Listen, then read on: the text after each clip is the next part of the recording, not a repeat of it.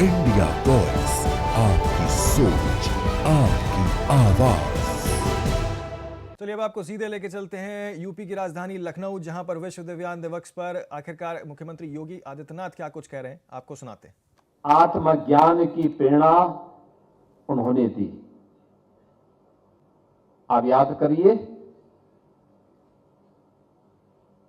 मध्यकाल में संत सूरदास जी इसके उदाहरण हैं।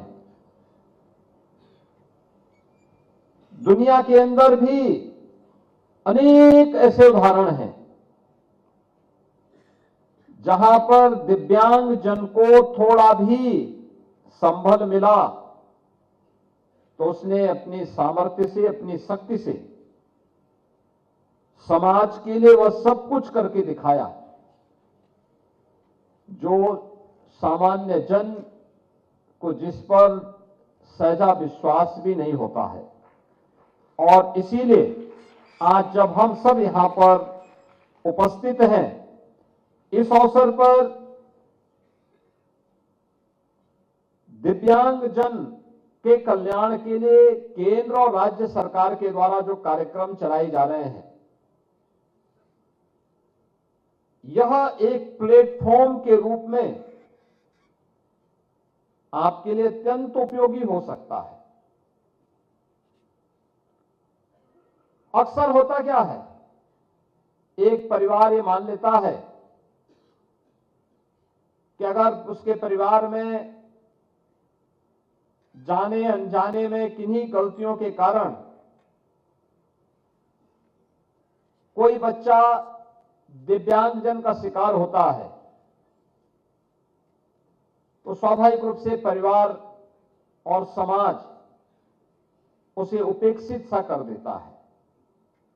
परिणाम क्या होता है कि बचपन में ध्यान न दे जाने के कारण, समाज का संबल और परिवार का संबल न मिलने के कारण वह उपेक्षा जीवन भर उसके मन को कुंठित करती है। वह लाचार स्थिति में वह बच्चा अपने आप को देखता है। जबकि अगर हम थोड़ा सा संबल दे दें तो बहुत अच्छे परिणाम आ सकते हैं। आपको उत्तर प्रदेश सरकार में ही मैं आपको बताऊं कि हमारे खेल और युवा कल्याण विभाग के जो सचिव हैं,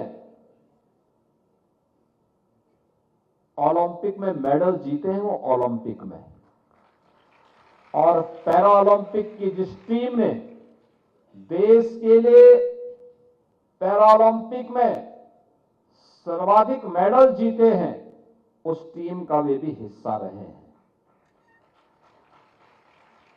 आपको अगर देखना है, चित्रकूट में हमारे जो मंडलायुक्त हैं वे दृष्टिबाधित हैं, लेकिन मंडलायुक्त के रूप में वहां कार्य कर रहे हैं। एक आईएएस के रूप में वे भी काम कर रहे हैं। यानी हमारी संकल्प शक्ति और हमारा आत्मबल हमारे द्वारा हमारी सामर्थ्य का उदाहरण प्रस्तुत करते हैं। और इसलिए भारत की महिषा ने, भारत की ऋषि परंपरा ने कभी भी शारीरिक बनावट को व्यक्ति की सामर्थ्य को आंकने का माध्यम नहीं बनाया। हर व्यक्ति ईश्वरीय कृति है और मनुष्य उस ईश्वर की सर्वश्रेष्ठ कृतियों में से एक है। अगर हम भी हर एक मनुष्य के अंदर, हर एक जीव के अंदर ईश्वर का वास मान करके उसके प्रति सद्भाव और सहानुभूति रखते हुए अपने स्तर पर थोड़ा भी उसके प्रति संबल दें, तो मेरा मानना है कि समाज के सहयोग से एक बड़ी संख्या में जो लोग अपने आप को उपेक्षित पाते हैं, उस उपेक्षित होने के भाव से हम उसे दूर करते हुए उसे भी समाज और राष्ट्र की मुख्य धारा से जोड़ करके उस दिव्यांग जन की सामर्थ्य से, उसकी प्रतिभा से समाज को लाभान्वित कर सकते हैं। जैसे अतीत में हुआ है और आज भी जिन्हें थोड़ा सा भी संबल मिला, उन्होंने अपनी सामर्थ्य से, अपनी प्रतिभा से समाज को आलोकित करने का काम किया है। यह कार्य वे भी कर सकते हैं। बहनों और भाइयों, आपने देखा होगा कि आदरणीय प्रधानमंत्री जी ने पहले दिव्यांग जन के बारे में लोगों की जो दृष्टि थी उसको बदला है। पहले विकलांग कह करके या कुछ अन्य भाषा का उपयोग करके लोग उन लोगों के प्रति एक दूसरी दृष्टि रखते थे। आदरणीय प्रधानमंत्री जी ने देशवासियों के सामने भाव रखा कि नहीं, अगर कहीं अभाव है तो ईश्वर ने उसकी प्रतिपूर्ति भी की है। हो सकता है कि शारीरिक रूप से उसका कोई अंग कमजोर होगा, लेकिन वह मानसिक रूप से परिपक्व है। आप उसे थोड़ा सा संबल दें, वो आगे बढ़कर के अपनी सामर्थ्य से, अपनी शक्ति से, अपने आत्मबल से वह समाज के लिए और राष्ट्र के लिए अत्यंत उपयोगी होने वाला है। और यह सदैव से मान्यता रही, लेकिन बीच के कालखंड में हम लोगों ने विस्मृति के कारण उसका उपयोग नहीं किया। परिणाम रहा कि एक लंबे समय तक दिव्यांगजन शासन की सुविधाओं से वंचित रहे। मुझे याद है, जैसे अभी मंत्री जी बता रहे थे, 2017 के पहले उत्तर प्रदेश के अंदर 8 लाख के आसपास दिव्यांगजनों को मात्र पेंशन मिलती थी और वह भी 300 रुपये महीना, और उसमें भी बहुत सारी जगह बाबू लोग कट भी मांगते थे। लेकिन आज उत्तर प्रदेश सरकार ने पेंशन की राशि को 8 लाख से बढ़ा के 11 लाख से अधिक दिव्यांग जनों को आज हम पेंशन की सुविधा का लाभ दे रहे हैं। राशि 300 से बढ़ा करके 1000 रुपया भी कर दिया गया है और राशि सीधे उसके खाते में जा रही है। दिव्यांग जन के अकाउंट में पैसा जाता है, कोई कट नहीं, इसमें किसी प्रकार की कोई घूसखोरी भी नहीं है। टेक्नोलॉजी का उपयोग करके इसका बेहतर उपयोग किया जा सकता है। दिव्यांग जनों के लिए अच्छे संस्थान खड़े हो, इसके लिए अलग अलग स्थानों पर उस प्रकार के केंद्र स्थापित किए गए। दिव्यांग जनों के लिए सहायक उपकरण वितरण की कार्रवाई को आगे बढ़ाया जा सके। अब याद करिए, wheelchair, tricycle, blind stick, hear aid, ये सब मिलना पहले बहुत कठिन होता था। 2014 के बाद एलएम कानपुर को प्रेरित करके डीडीआरसी को और तेजी के साथ प्रभावी ढंग से आगे बढ़ाने का काम किया गया। बीच के कालखंड में उत्तर प्रदेश के अंदर जितने भी डीडीआरसी थे, ये सब बंदी के कगार की ओर जा रहे थे। और कल ही हमारी सरकार ने निर्णय लिया कि प्रदेश के जो डीडीआरसी पहले चलते थे उनको तो चलाएंगे ही, लेकिन कम से कम हर कमिश्नरी मुख्यालय पे एक अच्छा डीडीआरसी उपलब्ध हम कराएंगे, खोलेंगे, और उसके माध्यम से दिव्यांग जनों के लिए सहायक उपकरण वितरण और उनके लिए अन्य प्रकार की सुविधाएं हम वहां पे उपलब्ध करवाएंगे। आज ये शब्द दिव्यांग जन जो प्रधानमंत्री जी के द्वारा दिया गया है, यह सम्मान की एक नई भाषा, एक नए भारत की सोच का प्रदर्शन भी करता है। दिव्यांग जनों को स्वावलंबन के पथ पर अग्रसर करने की दिशा में उठाया गया एक कदम नए भारत के सामर्थ्य को प्रदर्शित करता है। नया भारत हर व्यक्ति के साथ, हर व्यक्ति के स्वावलंबन के साथ, उनके सम्मान के साथ सरकार खड़ी है। इस बात को लेकर के आज हम लोगों ने इस दिशा में एक नया प्रयास प्रारंभ किया है। आज आपने देखा होगा कि सरकारी भवन, परिवहन और सार्वजनिक स्थलों को बैरियर फ्री बनाया जा रहा है। हमने हर एक स्तर पर इस कार्य को आगे बढ़ाया कि शिक्षा व्यवस्था को सुलभ विद्यालयों में बदलने का अभियान चल रहा है। ब्रेल लिपि, साइलेंस लैंग्वेज, रैम्प, छात्रवृत्ति, सहायक उपकरण, निःशुल्क परीक्षण और उनके कौशल विकास के साथ साथ रोजगार और उद्यमिता और सरकारी नौकरियों में भी उन्हें अवसर उपलब्ध हो सके, इसके लिए राज्याधीन सेवाओं में दिव्यांगजन को 4% का आरक्षण की व्यवस्था की गई है और राज्य के अधीन शिक्षण संस्थानों में दिव्यांगजनों के लिए 5% आरक्षण की व्यवस्था प्रदेश में लागू की गई है। भारत सरकार के जो विशिष्ट दिव्यांगता पहचान पत्र है, इसके पंजीकरण की कार्रवाई को आगे बढ़ाया है और इसमें 16,23,000 से अधिक कार्ड अब तक निर्गत हुए हैं, जिनमें 19,74,000 को अब तक रजिस्टर्ड भी किया गया है।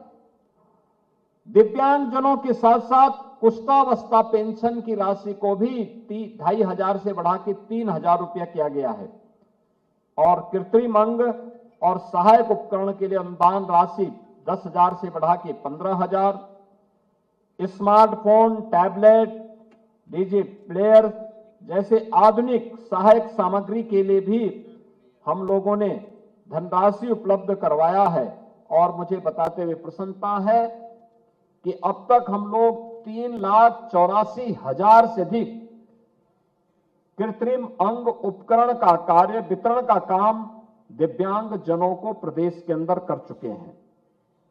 प्रदेश के अंदर शल्य चिकित्सा के अनुदान के लिए भी सर्जरी के अनुदान की राशि को 8,000 से बढ़ा के 10,000 करने, कॉन्क्लियर इम्प्लांट योजना के अंतर्गत 6 लाख रुपए का अनुदान हम राज्य सरकार की तरफ से उन परिवारों को देते हैं जहां पे बच्चे यानी जिन्हें मूक बधिर जिन्हें कहते हैं, उनको सुनाई नहीं देता इसलिए बोल नहीं पाते। कॉन्क्लियर इम्प्लांट के लिए सरकार के द्वारा 6 लाख रुपए की राशि दी जाती है और मेरी अपील होगी,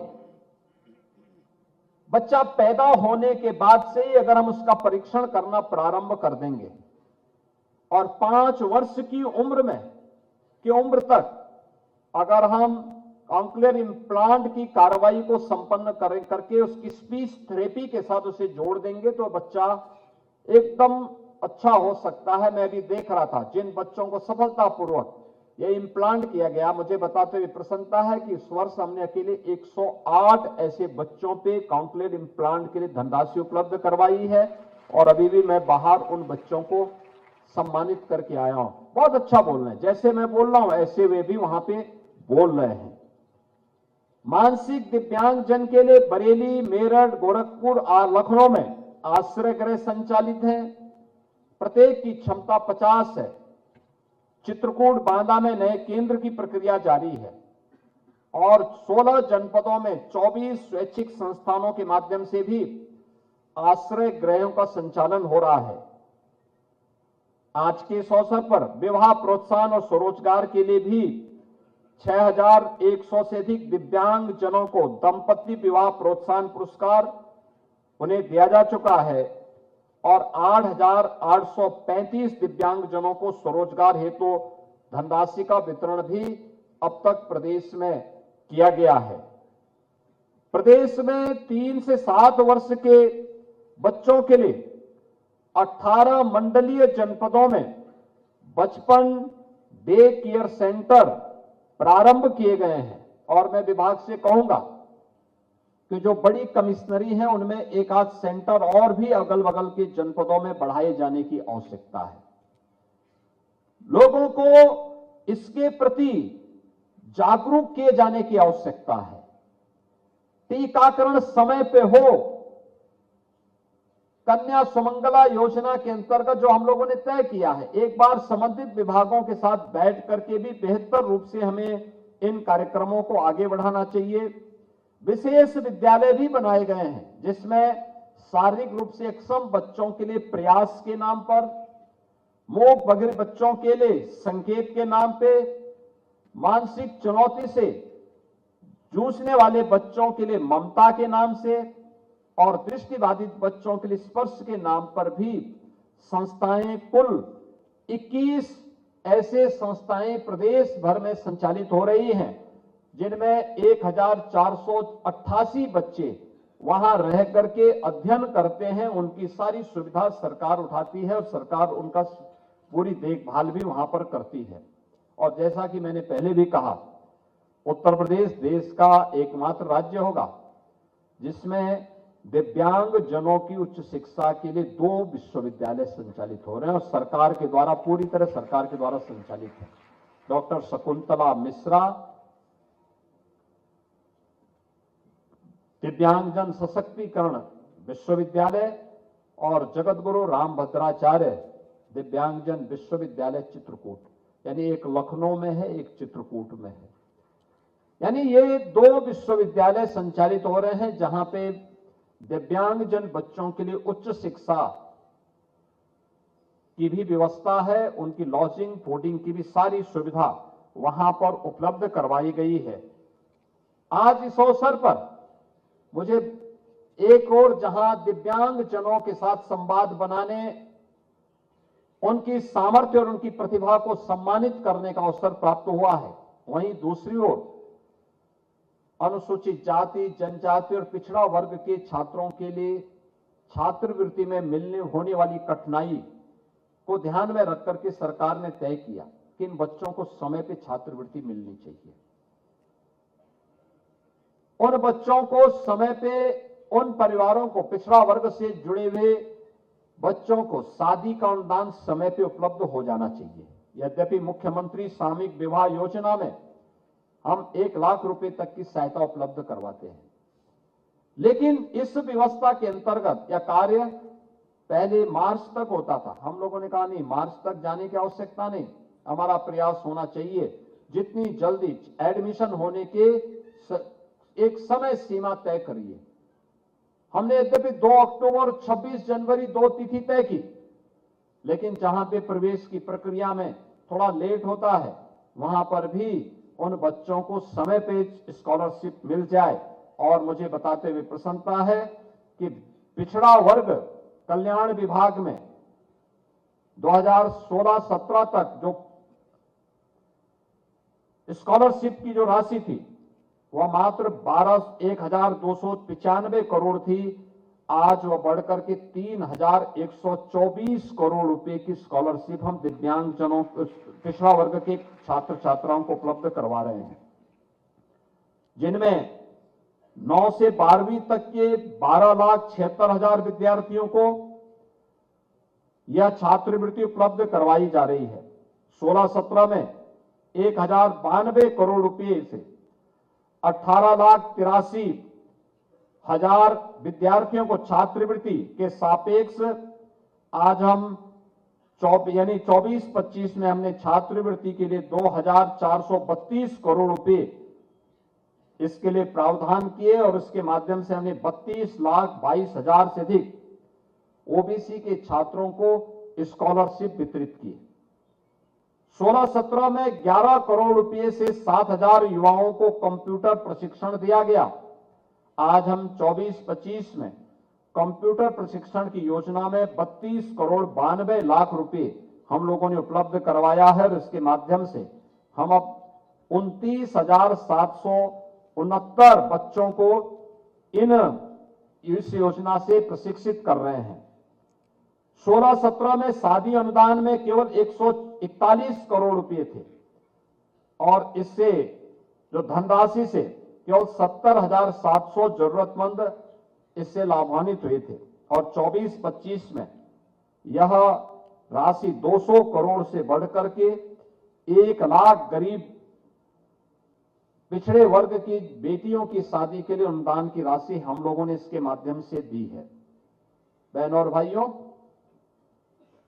विश्व दिव्यांग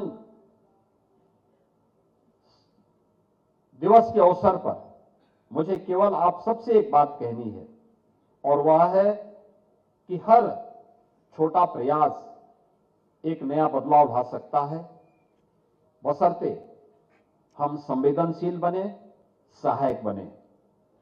दिव्यांग जन के लिए बैरियर फ्री इंडिया बनाने में हम अपनी भूमिका का निर्वहन ईमानदारी से करें। दिव्यांग जनों के लिए भी मेरा एक अपील होगी कि आप किसी से कम नहीं हैं। आपकी हिम्मत, आपकी प्रतिभा और आपकी सफलता ही नए भारत की शक्ति है। सरकार और समाज दोनों आपके साथ पूरी मजबूती के साथ खड़ी है। हर प्रकार का सहयोग सरकार आपके साथ मिलकर के करेगी। इस विश्वास के साथ मैं आज के इस अवसर पर आप सबके प्रति अपनी शुभकामनाएं देता हूं। विश्वास करता हूं कि शासन की योजनाओं का लाभ आपको प्राप्त हो। विभाग के माध्यम से जो प्रयास आगे बढ़े हैं, इसको और तीव्र गति से हम आगे बढ़ाने में पूरी ताकत लगा दें, और जहां भी जो भी सुविधाओं की आवश्यकता होगी, आज आदरणीय प्रधानमंत्री जी की अनुकंपा से हमारे पास धनराशि की कमी नहीं। सरकार हर स्तर पर आपके साथ, आपके संबल के लिए खड़ी है। इस विश्वास के साथ आप सबके प्रति मैं अपनी शुभकामनाएं देता हूं। भारत के प्रथम राष्ट्रपति, भारत के संविधान सभा के अध्यक्ष डॉक्टर राजेंद्र प्रसाद जी को उनकी पावन जयंती के अवसर पर उनकी स्मृतियों को नमन करते हुए विनम्र श्रद्धांजलि भी अर्पित करता हूं। धन्यवाद। जय हिंद।